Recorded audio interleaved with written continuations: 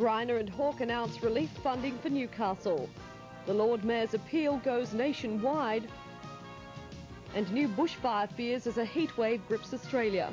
Those reports and more in our news. Good evening and welcome. I'm Tracey Reid. And good evening from John Church.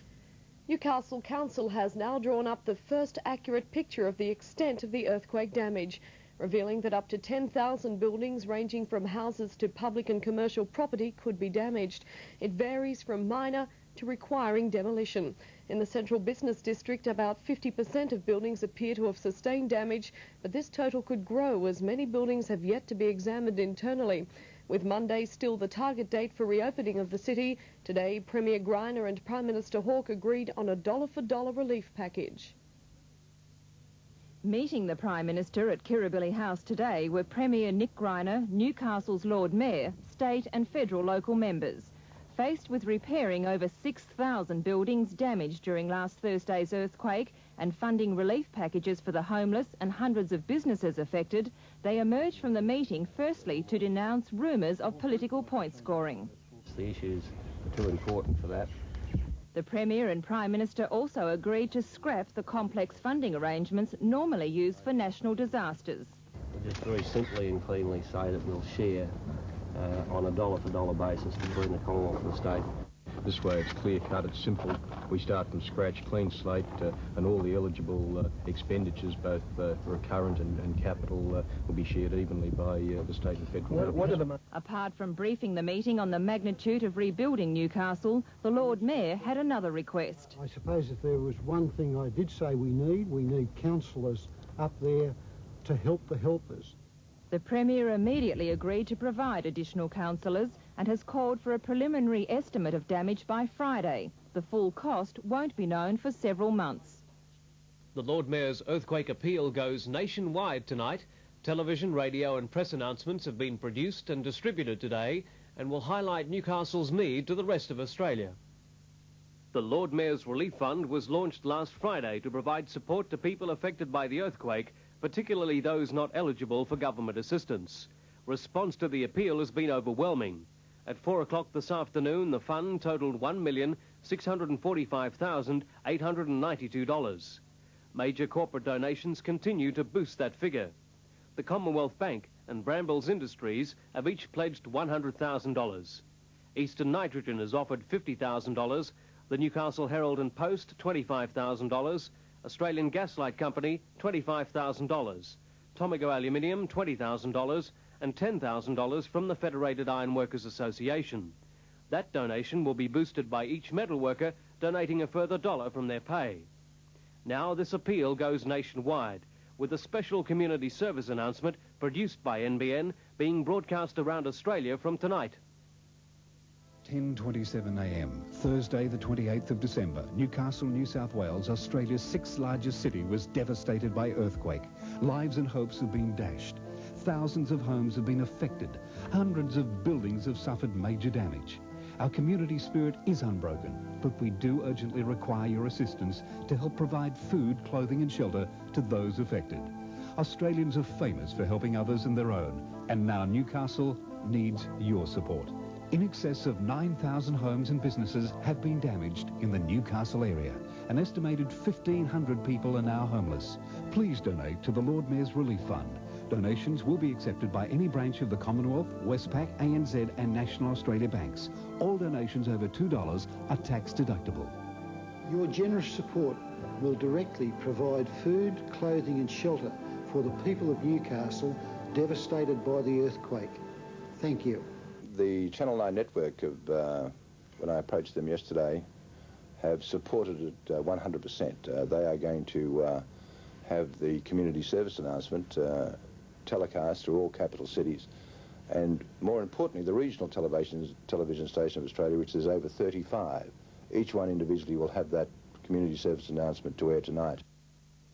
A radio commercial will be broadcast on 16 Wesgo stations around Australia from Cairns to Perth. 2KO's John McGann says all other radio stations will be approached to schedule the appeal. Well, the motivation is that from the many people that I've spoken to in the radio industry, they've wanted to help. They've understood the devastation that has taken place in Newcastle last Thursday. and they've openly given their time to help and assist in any way possible. From this week, regional publishers, which produce 47 newspapers throughout New South Wales, Queensland and South Australia, will be printing appeal details. The Newcastle Herald has produced the bromide, which will accompany the press campaign. The local paper is also spearheading the distribution. Yes, we're preparing the ad which will be used for the press advertisements around the country. Trudy's preparing it now. We'll be sending it out through the Newspaper Advertising Bureau, and they will get it to virtually every paid newspaper in Australia. So it should be covering the whole country very quickly.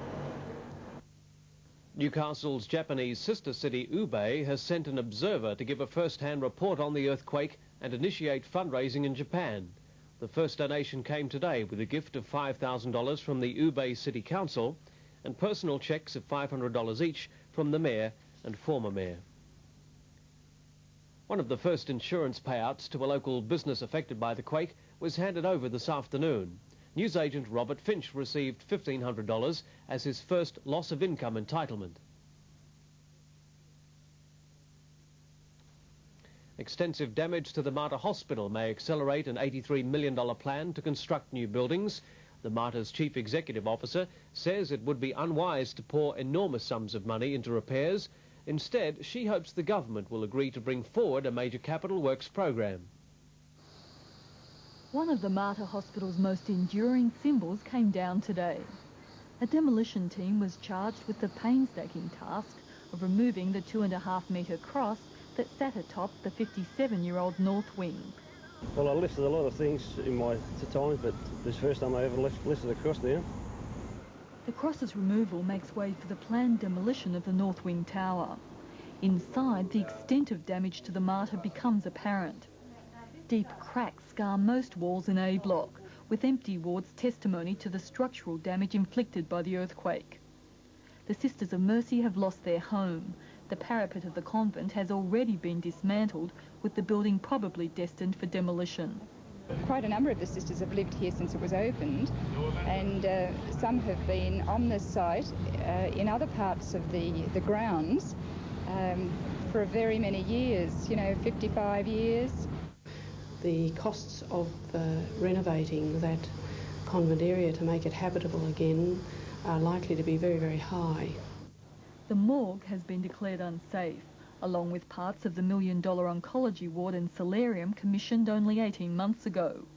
Staff and patient movements around the hospital are hampered, with the lift and the stairwells in the main block still off limits. Patient capacity is down by 73 beds. The fate of many of those should be clear by the end of the week, when structural engineers deliver their verdict on the safety of the damaged wards. And we are hoping that temporary repairs can be made so that we will be able to move patients back into part of that area. We will still be quite a number of beds down in some of the significantly damaged parts, particularly these sorts of damage here. With further news on earthquake damage around the city, Peter Ryan. Work continued overnight and during the day, demolishing the Junction Motor Lodge. As giant claws dug into the rubble, motel units were exposed with towels and wash basins still in perfect condition. In the city, it was a more precise and careful job. Fearing damage to other buildings, the western wall of the Venture Shop in Hunter Street was taken down brick by brick. The heritage-listed incinerator in Parry Street is proving difficult to remove. Cement reinforcement inside the chimney is holding the structure firm, and demolishers worked for hours just to take out a row of bricks. In the heart of Beaumont Street, engineers decided the top of one of the area's most famous landmarks would have to come down. Work will begin on the Hamilton Clock Tower tomorrow. As the buildings are demolished, thousands of tonnes of rubble are ferried to local dumps. How much work do you think you've got in front of you? A lot. A few weeks at least, I'd say. Probably months. There's a lot of stuff to be carted out in town. This is only the start of it. From January 1, council fees at the Shortland dump have risen from $2 to $3. While Newcastle Council has stated earthquake rubble can be dumped free, some patrons are still being charged the full rate.